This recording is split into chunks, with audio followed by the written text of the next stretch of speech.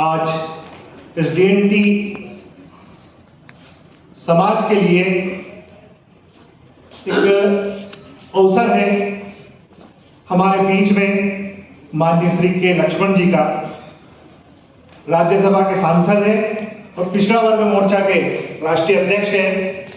इस मंच के माध्यम से आज हम उनका सम्मान करने के लिए यहाँ एकत्रित हुए हैं।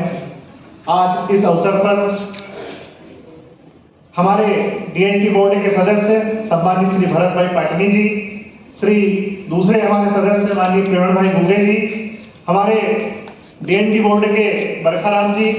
हमारे उद्योगपति पटेल साहब, हमारे डीएनटी सलाहकार बोर्ड के ऋषि भटनागर जी, मध्य प्रदेश के हमारे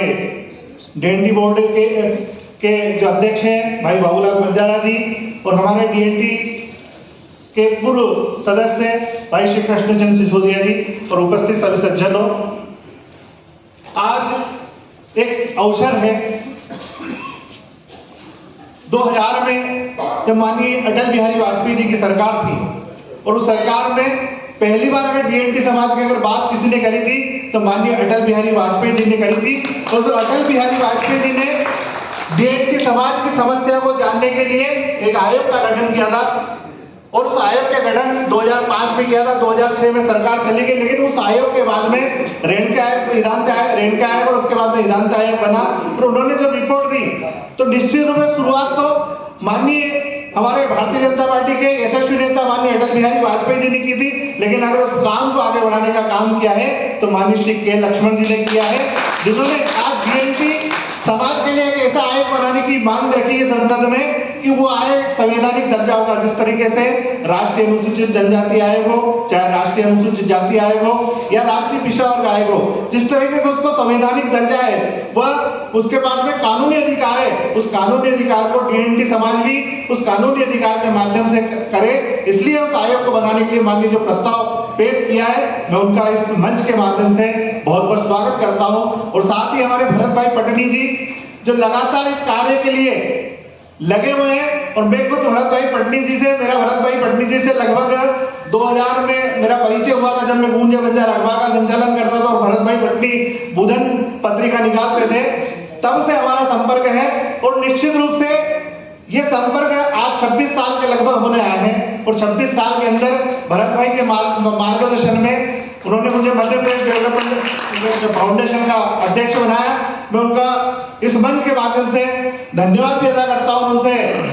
विश्वास दिलाता हूं कि जिस तरीके से आपने मुझे जो दायित्व दिया है, आज मध्य प्रदेश के 45 जिलों में गठन हो चुका है और उसकी जल्दी ही आपको उसकी कार्य योजना नजर आएगी। तो निश्चित रूप से पिछड़ा वर्ग के विकास के लिए भी सरकार निरंतर कार्य कर रही है और पिछड़ा वर्ग के साथ साथ ये जो आज अगर हम संसद के अंदर बार बार जो सुनते हैं, अगर जो चिंता हो रही डीएनटी वर्ग की, तो उसके में जन जागरण में अगर कोई भूमिका अगर निभाई है तो डीएनटी बोर्ड के हमारे सदस्य भाई भरत पाटनी जी और गुगे जी ने निभाई है। कि जिस तरीके से मध्य प्रदेश के अंदर अगर बात करें, मध्य प्रदेश में हमारे भाई बाबूलाल बंजारा जी उसके अध्यक्ष है, लेकिन डीएनटी बोर्ड के सदस्य के रूप में इनका मार्गदर्शन हमेशा मिलता रहता भरत भाई का, कि उसके कारण सीड योजना हमारे मध्य प्रदेश के अंदर लागू हुई और सीड योजना का बहुत अच्छी तरह से क्रियान्वयन हो रहा है। साथ ही भरत भाई जब हमारे मध्य प्रदेश में आए थे उन्होंने जनगणना के लिए कहा था, तो आज हमारे जन अभियान परिषद के माध्यम से एक सैंपल रूप से कुछ जिलों में जनगणना का कार्य प्रारंभ हो गया है। तो एक बहुत अच्छी तरीके से कार्य प्रारंभ हो चल रहा है। मैं इस मंच के माध्यम से माननीय श्री के लक्ष्मण जी का पुनः स्वागत करता हूं, उनका आभार प्रकट करता हूं कि उन्होंने जो डीएनटी समाज की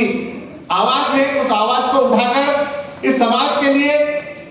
एक बहुत बड़ा कार्य किया है। मैं आग्रह करूंगा कि इसको अंजाम पहुंचाने के लिए वो कार्य करे। और कौन कहता है कि आसमान में छेद नहीं होता, एक पत्थर तो तबीयत से उछालो यारो, तो निश्चित रूप से उन्होंने जो पत्थर उछाला है वो आगे जाके कार्य सिद्ध होगा। बहुत बहुत धन्यवाद। जय हिंद, जय भारत, धन्यवाद।